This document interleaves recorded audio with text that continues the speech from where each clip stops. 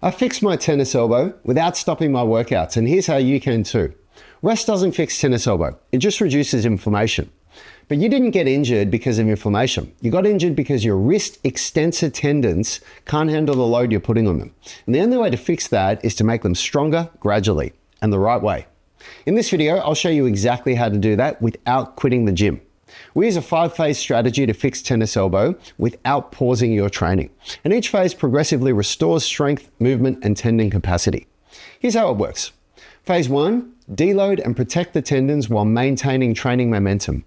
Phase 2, rebuild capacity with reduced load and perfect technique. Phase 3, remove supports and increase training frequency. Phase 4, return to full range loading and pain-free grip strength. Phase 5, build long-term resilience so the pain never returns. But before we unpack those, let me show you the key principle that makes this work. The reason tennis elbow keeps coming back is because most people don't follow what we call the Issue Intensity Continuum. I learned this from my friend Leroy Lobo, one of the world's top sports physios. He works with elite athletes who can't afford to guess when they're ready to train.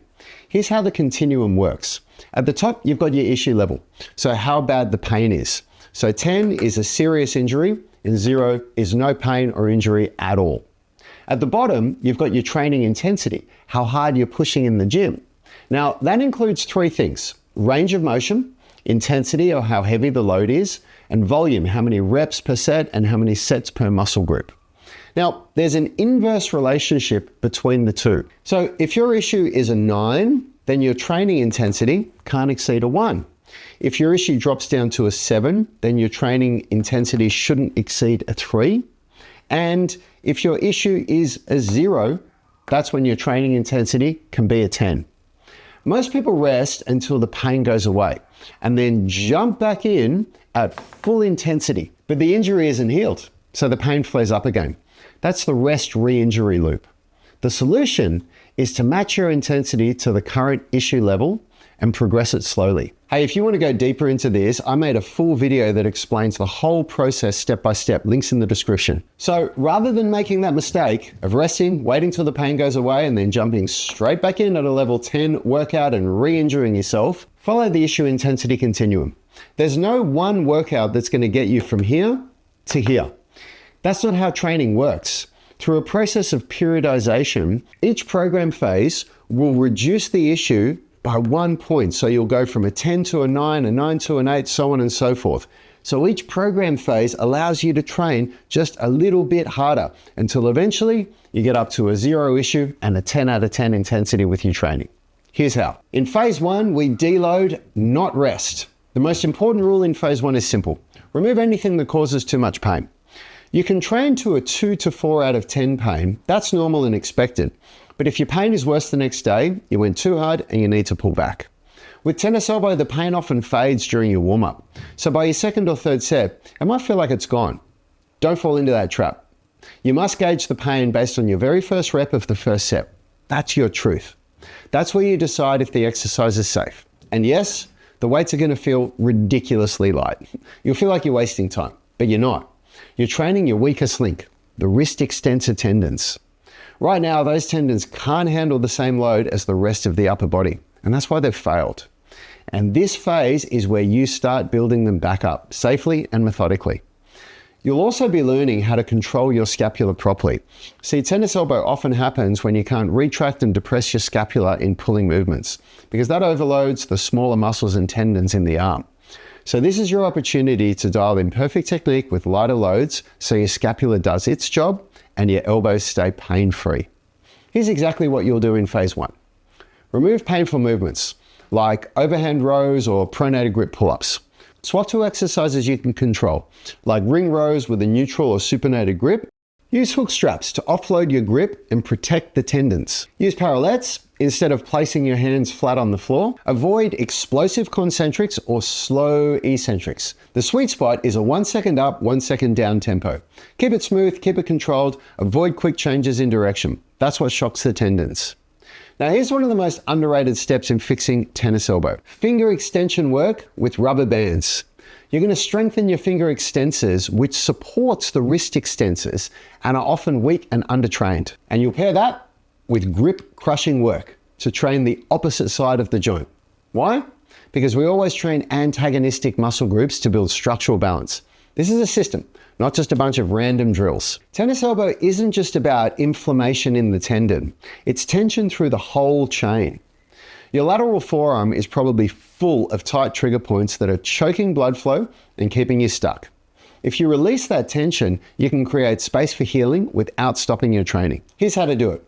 Place a massage ball against a wall like this, just on the outside of your forearm. So if you had a wall here, go anywhere between the wrist and the elbow and lean into it. Now slowly move your wrist through flexion and extension to release the tissue.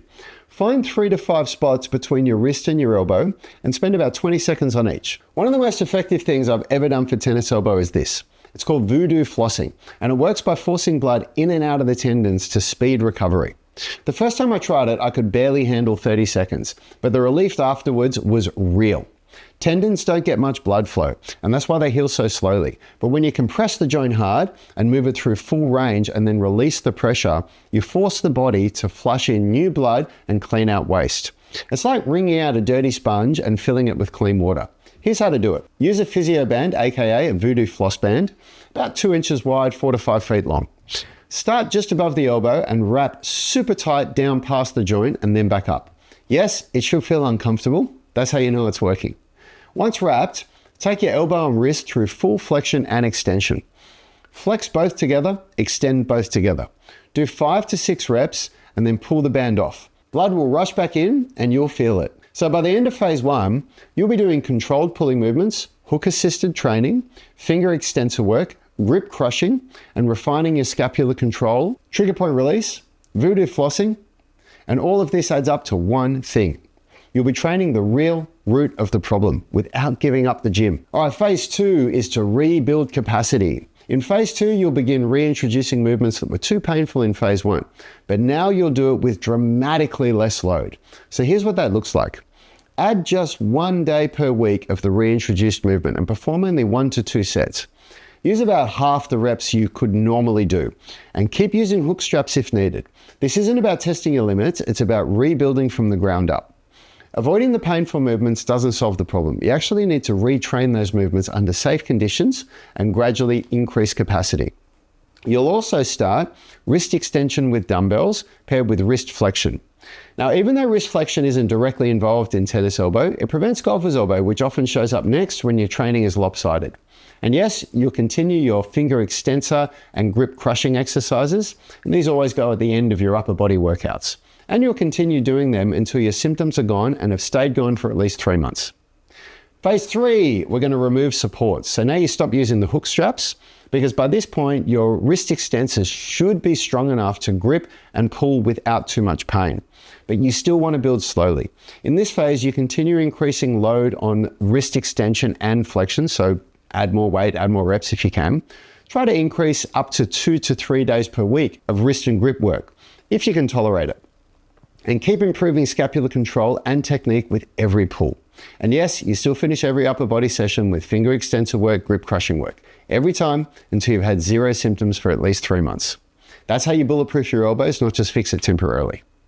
All right, phase 4, we return to full range.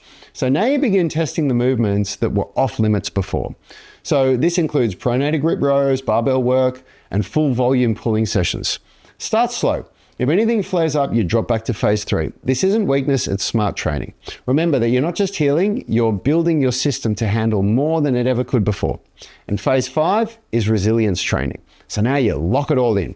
So you keep increasing your dumbbell wrist extension and flexion, so the load on it, your grip training, your pinching, your crushing, your support holds, and full pulling volume in your compound lifts. You're not rehabbing anymore, you're reinforcing. This is where you make your system so strong that the pain never returns. You've just learned 2 of the most common tools that we use inside our UMS online coaching: load management and progressive overload. But that's just the beginning. We actually use 9 specific tools to help you fix injuries, build strength, and unlock elite level flexibility, all at the same time. I made a full video that walks you through the complete roadmap. You can click or tap the screen to watch it, or there's a link in the description. Go check it out, and I'll see you in that next video.